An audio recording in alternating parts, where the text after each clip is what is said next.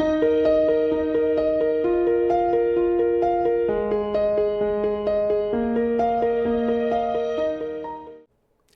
I'm John Ed Mathison, and welcome to Go-Getters and Go-Givers.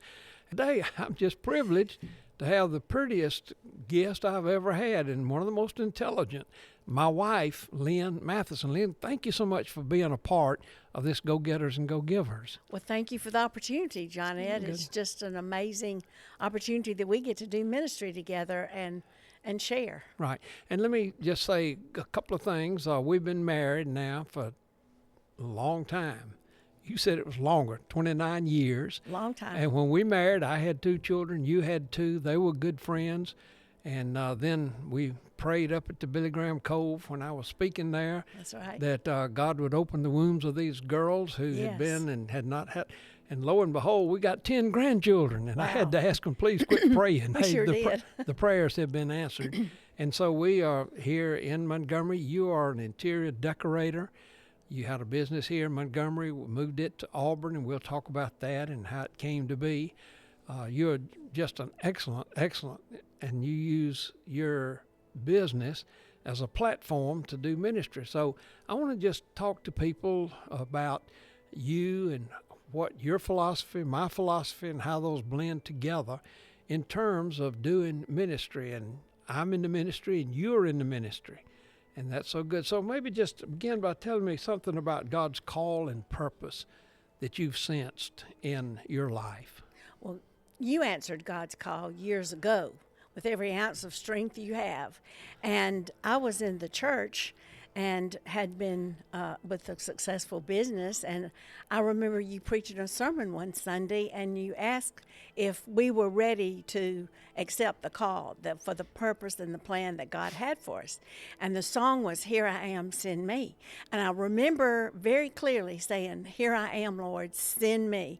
So that day I answered the call, and it was in that year that God put us together, and you asked me to marry you, and I knew it was for the purpose of ministry. And I sold my business that I had at that time, and we went into full-time ministry and finished out your last 15 years of ministry. Now, don't call it my last. At my age, I don't like to see the last You just supper. began when you retired. Right, but until we had mandatory retirement at 70. Right. And so at that, until then, tell us, you had your business, and then you sold it, and then together we had a lot to do, and then we took a little bit of a different turn because, in fact that I was retired, God started using you to do some small things, and then it got to be bigger. And tell us how that developed in your business. I remember so clearly being willing to sell the business to go into full-time ministry, and I didn't realize how much I really missed being a pastor's wife and being at that level of influence until you were retired. And what a privilege and an honor that God allowed me to be in that position. And I encourage every pastor's wife to really look at it as an honor and a privilege, and we were able to serve that way. During those 15 years, I realized I missed a part of me, the creative part of me. And one day I just thought, well, maybe I better start back. And you had talked about retirement, and I had just had lung surgery, John Ed. And after that lung surgery, I went to get a bracelet fixed one day at a jewelry store, and he said, "Why don't you rent a space for me and keep doing your business?" And we met an angel, if you remember, when we left the hospital, and he said, "There's something you've always wanted to do, go do it." So we launched into that. I started out to be open 2 days a week and thought it'd just be part-time. I'm still doing it to this day. And you've never worked just 2 days a week. We've been open ever since, even through COVID. I hadn't closed the doors. Right. And then you stayed there at that location in a wonderful way and had a few folks that came and assisted you. And then you moved to another location here in Montgomery. That's right. And it was you had a really large ministry. And then after a while, that changed a bit. Maybe share with us how that came to be. Well, we were in East Chase, and we started doing a lot of business in Montgomery area.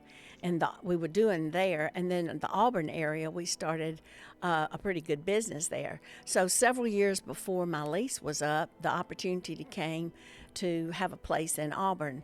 And so we decided to just do that and have 2 locations. And I'll never forget your words. They were so encouraging. Well, Lynn, why not do it? Then when your lease is up, you'll have options of what to do. And with those options at the end of that lease, it was wasn't a question of what to do. And I'm going to tell you the truth, John Ed, the real reason is those 10 grandkids. Because, they really influence us, and they've been such a blessing. And it was a way for us to be with the grandkids in Montgomery and the grandkids in Auburn. And daughter Clay, Aaron, works with me every day. So I learned, too, that that's a gift of time. That's a gift of time to be with her every day. And Lauren has, other daughter, Lauren has her artwork there in the store, and we use it as well. And I know that you had to give up my strength in lifting all those sofas by myself, but you found some guys over there in Auburn that could help whenever you needed. And the amazing thing, Lynn, people don't realize it, but you do business in a lot of places. We do. It's amazing. I know you've done work out in Jackson Hole, a big job out there, and you've also been out to Texas A&M. That's right. A house out there. You do a lot in the state of Alabama and Georgia and different places. What's the most interesting place that you've gone to do interior decorating? What's the most interesting? Gosh, there are so many. I want to first say that all of my team is like family, and they are all called to ministry. And if they're not family, they've been with me for 20 plus years. So we are like family. And every job that we have or every opportunity that comes to us, we ask if this is what God really wants us to do. And because we're out of the store a lot, I just trust that God send me the people that we need. The most interesting might be one Friday afternoon, we got a call from this lady, and she said, "Miss Mathison, it is time that I call you." And she called me and she said, "I need you to come to my house right now." It was 4:00. And so I just went to her house, and her husband had cancer, and she had just had a stroke, and they needed help. I went back and told my friends, and we went and helped them get their life in order, which is a large part of what our ministry is, that we can go in and help people get their home in order so that it can be a peaceful sanctuary. And so that was interesting. Right. And you just have been such a help to so many people. And when folks walk in, there's something different about your business. There's a whole degree of gladness, happiness, and joy. Mm-hmm. And when people walk out of your store, they feel better than when they went in. And part of the problem you have is a lot of folks like just to come by and experience that. Oh, they do. We tell them, that's right. And that's important.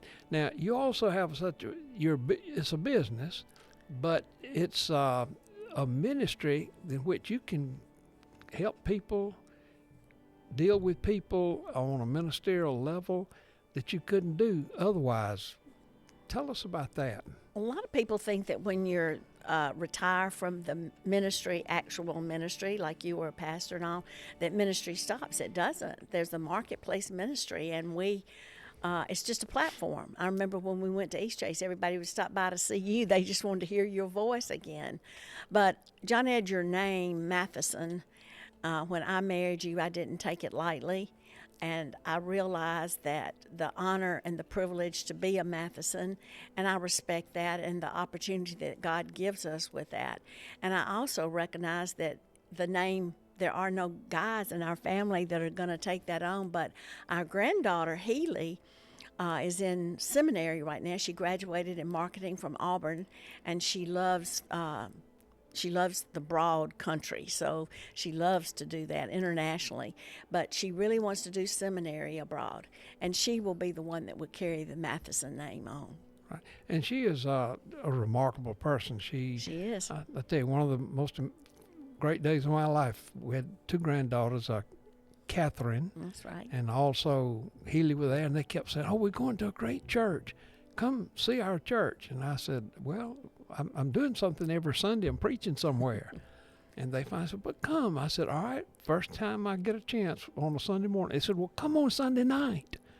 I said, Sunday night? You go to a church that has Sunday night services? I didn't know there were any. They said, oh, we have 2. And they said, if you'll come at 5:30, you don't have to stand in line so long. And I thought, wow, standing in line to go to a worship service on Sunday night, that was amazing. And both of them, and now several of our grandkids are deeply involved in the church because it emphasizes ministry and the importance of doing ministry. And Healy has a passion maybe to help plant churches, work in churches, and she's a great speaker. She sure is. And I'm so thankful that both of us support each other and what you wanted to do in your retirement, which is not retirement. You were busier than you've ever been. And, you know, COVID really opened the door. It changed your ministry. It opened the door for you to do ministry in a different way, to write more.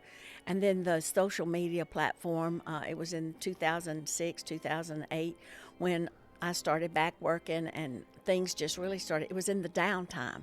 And I love it that God really takes the downtime and he grew our business. And he's told me to look out the other side of my boat of what I was doing. And he said, Lynn, you need to be in the retail business, because I was really doing projects. So we went to Auburn, and there the grandkids started helping me do everything, the furniture, and helping Morris, who's been with us 20 years and like family. And I do believe he was a godsend from my parents. But John Hickson was one of the first ones there, and David, and they've really started helping. And I've watched their faith grow, and every time we need somebody, they bring another person. They bring another fraternity boy. And now it's just been amazing at the ministry that has opened up with me with these kids, and I don't even know how many, not to mention that we've had 7 of the 10 grandchildren work with me in the business. And they understand Mathison and understand what we do and how to love on people and meet the need. It's not just about selling furniture. But these other guys, John Ed, one of the things that I have found, these young college students don't have a clue about having a checking account, having a credit card, having a credit score, how to live life when they graduate. So we sit and we talk, we make a plan. Dave Ramsey was at the church when we were in ministry, and I learned a lot and actually built our business on the Dave Ramsey. So we've been able to teach that and help these guys be prepared for when they graduate. They've got a plan, and my biggest thing that I tell them is dream your dream, and don't let anybody tell you you can't do it. And if you think you can't afford it, God, if he calls you to it and gives you the creative idea of doing it, he'll provide for it. Yeah, say that again. Well, I learned it from you. Yeah. But if God calls you to it, he will provide for it. So many times I see these young kids, and I've been amazed at how many of them think that they have, how am I going to do that? I can't afford it. My parents can't afford to send me to medical school. My parents can't afford to send me here or there. And they said, well, I can't do that because I don't have any money. I said, is God calling you to do it? And if God's calling you to do it, you just put your foot in the water and God will provide. That's what he promised, that he will provide for it. And I can start and say with our grandson, Robert, and how he wanted to go to NYU, and he did and graduated. And then he went to Northeastern, and now he's in international business, and he is just doing wonderful. David Hickson wanted to go to the Naval Academy. He did. He's graduated. He's married and fixing to go to flight school. These were things that were nowhere in the realm of thinking. But when you dream the dream and somebody gives you the permission, I call it, to dream that dream, wow, watch what God can do. So your ministry and your work is not just doing and arranging and selling furniture, but it's about people. And some of the best recipients of those folks working with you and family members. And you played a big part. The reason we have a podcast today and started it, you had a lot to do with that. I remember one day you told me I'd written a book on change. And you asked me, when are you going to read your book? And I thought, oh, okay, I better read it. And it's about knowing what to change and what not to change. And I was traveling everywhere. I'd been to India and South America and Europe and places. And when you get to be 80 years old, that's a lot of traveling. And so you said, why don't you do a video And we did, and at 21,000 people watched it. It floored me. So then we started doing it every week, and then we increased it to other things, to every morning we'll do a 58-second message, and then we do a blog that goes to a lot of newspapers. Then we also do a good news every morning at 10 o'clock. You can go to my website and look at any of these, sign up for them, and to get those. But one of the things you offered was, you said, try it, and your business would pay for the first one. And That's I thought, right. wow. The beginning session, we talked about how sometimes we think we can't afford it. How are we going to do this? And I remember you asking that question, Lynn, how are we going to do those podcasts? How are we going to fund that? And our business actually funds some of your ministry. And when you retired, one of your larger donors was not there anymore. And I told the people at work, I said, hey, y'all, we're fixing to get really busy because John is fixing to launch into a new program, and we need more funds, and God's going to provide. We get to do what we love to do, and God's going to provide for his ministry. And it's a joint effort because, change sometimes, the circumstances, you just can't determine what they're going to look like, but you support me and I support you, and I'll never forget you just saying, Lynn, I free you up to do whatever God's called you to do. And I free you up to do, like going out to eat. I don't expect you to sit there and talk to me all the time, because everybody wants to talk to you, John Ed. You've got such wisdom. But it's just been a blessing to watch God provide, not only, John Ed, just for your ministry, but the countless people that work with me. It provides income for them. And I sit back and look at what God has done these last 4 or 5 years that we've been in Auburn full time. And I'm amazed. Sometimes I say that's God. God called us to it, and he's providing for it. And to be able to work with the grandkids, and to be able to be around Montana and George, and to be able to be in the Auburn community, which is your hometown, it's just been we burned the road up between Montgomery and Auburn, and if you're not here, and if I'm not here in Montgomery, you're over in Auburn. So it's just been a blessing. Well, that, seems like a schedule that might be sort of odd, but it allows both of us to do our ministry. That's right. And it's just a good Well, way. We're blessed with energy, John Ed. And I want to ask you about something that I was amused by. That Dr. Todd Shields saved my life. He did. I mean, he has replaced my 3 hips now. I don't have 3, but he's replaced one twice. That's right. And then the other one, when nobody else really wanted to fool with me because of the situation, but he did that, and he's become just a marvelous person. And then you had to go to him, and so you've been going to him some, and just recite what he said to you. Recently, I just had some issue with my shoulder, and he said, Lynn, you've just got a frozen shoulder. He said, there's nothing we really can do. He said, except for Jesus and some prayer, you're going to be like this. And I said, Jesus. But, and I just told everybody, I said, we got to pray, because I've got a lot more to do, and I need my shoulder thought out, whatever they call it. But Todd looked at me, and he said, now I want you to go home, and I want you to tell John Ed that between the two of y'all, if y'all ever quit, it's over. Over, over, over. And I said, oh, my goodness, Todd. And I came home and told you, John Ed, we've been busier ever since. And, you said one time in a sermon, you said, if you don't know how old you are, how old would you say you are? That day, I've been 47 ever since.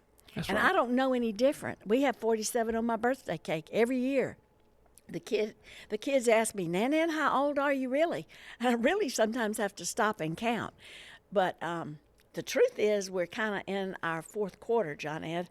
And don't say it that way. I think, but there are a lot of have overtimes. overtime also. Overtime. And I don't know how many overtimes we're going to have, but I think they're going to be a lot. Because I remember the day that God gave me that verse, with long life, I will satisfy thee. We will satisfy thee. So I have remembered that. Your parents live long. My mom and dad live long. So we've got a lot left to do. I'm nowhere near thinking of retirement or quitting. I have so much energy. Right now, I'm even in the process, we are, of even growing the business, maybe to another location. You are talking about writing new books. You're talking about doing different podcasts, different media, social media things. I said, oh my goodness, only us would be so busy that we're still planning the next 5 years. We talk about that. Yeah, and I love Dr. Todd Shields. He's awesome. And he said, go forward.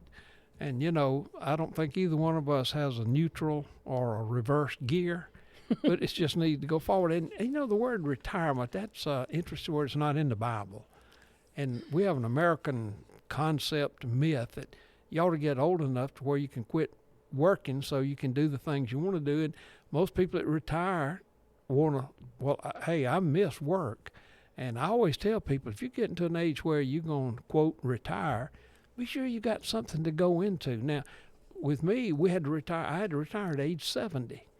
And some different guys said, you need to train pastors. So that sort of led me into the ministry that I'm doing. And then ultimately now to this social media and the digital platforms. And gosh, from that day that we started with that one I named it Got a Minute. And Mayor Strange says to me, you call it Got a Minute, but it's more than a minute. Call it Got a Minute and a Half. And so, but we are doing that, and we just keep adding things. And this podcast, for example, we've been doing it for about a year, but we're reaching so many more people we didn't reach otherwise. And with radio, and I've just started doing the football devotional at the scoreboard time. Do that every Friday night, Saturday morning. God just opens door after door after door. And the same thing with your business. Well, I want to remind both of us, too. We talk about what we're doing. And my grandson, John Hickson, reminded me of this. And it's really not what we're doing, but it's what God is doing through us. And the verse there would be Philippians. And I just want to use my phone and read it. And it's, for it is not your strength, but it is God who effectively is at work in you, both to will and to work. And he strengthens and he energizes, and he creates in you the longing and the ability to fulfill your purpose for his good pleasure. So to him be the glory, and he's doing it through us to bring other people to Christ. You always say each one brings one, invite people to Jesus. And you and I both have a passion. This is our passion to preach Jesus, to talk about Jesus. Everything we do, when I get to go into a home, I know God has sent me. And if they let me in their home, they've let me in their heart. And it may be they just need order that brings peace to a home. It brings a sanctuary, makes a sanctuary for people. Then they can bring other people in, because people feel uncomfortable if their home's not in order. And some people just don't know how to get it there. But I love the fact that he uses your gifts and your talents and my gifts and my talents. And I'm thankful that at our age we can do the things and have the opportunities that we do to serve in such a way that I can't wait to see what the next years. I don't even want to say 5 or 10, because I plan for it to go for a little while. And it was just amazing every time you look, the people you get to meet. Amazing. God opens door after door after door. And then one of the philosophies we have, like here at this ministry, is that if there's a new idea, don't ask how much is it going to cost. That's right. Because you'll probably find a reason not to do it. That's right. If God's calling you to do it, do it. And then if he doesn't fund it, then you can drop it. But the idea is that we always are trying to move forward in what God can do. And it's amazing to me, some of the people you meet. For example, when we went over to Auburn, didn't know what to do over there, and we were walking around, and Buddy Satterwhite, just a marvel. I never met him, but just bumped into him. And through that, we got to talking about, he had a place that we rented, and he just became a marvelous, great friend. He just watched on television. That's the way we came to know him. But not only Buddy, but just so many folks who are making a difference, and I love difference makers. So let me just ask you if you might just look out the future for a minute. what do you see in the future for the church, for the ministry, for what you're doing, for people, whatever? Just give me a little picture of what you see in the future. A lot of folks don't have much hope. A lot of people think the future is terrible. A lot of people don't want to face the future. I just What do want you to see? live long enough, John Ed, to do the opportunities that God would have for us. I remember someone telling me one time that when you get to heaven and you don't want God to, you look around and you say, "What's all that, God?" He said, "Those are the things I had for you that you never asked me for." And I just say every day, God, I want all you've got. I want every gift you've got. I want all you've got for me to do and John Ed to do. Every opportunity that you can work through me to do and accomplish and bring me the right people. And I just love that. And so I really, with a lot of the grandkids now, when we went over to Auburn, 7 of them were in Auburn High School or Auburn University. And right now, we're down to just 1 or 2 of them still there. They're moving on into the other life. So I'm looking, what's this change going to do with the children? But there's ministry there. There's ministry here. I'm excited about what's new. I'm coming to the end of wrapping up with the grandchildren, but then maybe not. I don't know. Some of them have gotten married. We may have some great grands, John Ed. Now, can you imagine great grandchildren? Can't imagine, because I'm only 47. That's remember? right. That's right. And I'll never will forget my grandson Matt. One day we were talking about it, and he was in the car, and he looked at me and he says, "Pop, you got a lot of living left in you." You do. And when I get up every day, that's what I just say. This is a day the Lord has made. Let's rejoice and be glad in it and make every day count. And I'm speaking to a group real soon. It's called ADY, Ain't Done Yet. We ain't done yet, And John we Ed. ain't done yet. And I don't think, and if anybody ever feels like they're done, they are done. And what God's got for all of us. I hope you'll just think about your business. How is it glorifying God? The resources that you have in your business, how they're being used to help people, to help ministry, to help God's work in the world. And also, how much do we invite Jesus into every aspect of our lives, including our business? Now, the ministry, mine's a sort of a given. Yours is an intentional effort that you have to invite God to, hey, use this as a ministry. And I like a term. The ministry is generally thought the guy that stands behind the pulpit. But real ministry is not just the guy behind the pulpit. It's what everybody does with their gifts every day. And I'd like to conclude by this saying, you've got a gift. God can use you. And the most important way to be used is to be an influencer for Him and to make a difference. Not just make a living, but to make a life. So thank you so much. I love you and what you're doing, and I'm glad to be a partner with you in ministry, both in interior design, which I know little about and stay out of, and that's why it's doing so well. Oh, no, you're quality control, Well, I am right? quality control. That's my thing. And I lift some of the really, really heavy. Well, that's heavy how we got things. started, right? That's you right. hauled some rugs back from me one time Oh, that's from right. Israel. That's right. Mhm. And so I helped get yours started, and you contribute to this ministry as do many, many other folks, and that's always a blessing because Yes. everything we do is a lot more expensive. It is. And so, but God's using so many, many great ministries. Thank you for being a part of this podcast, and be a go-getter, but very importantly, be a go-giver.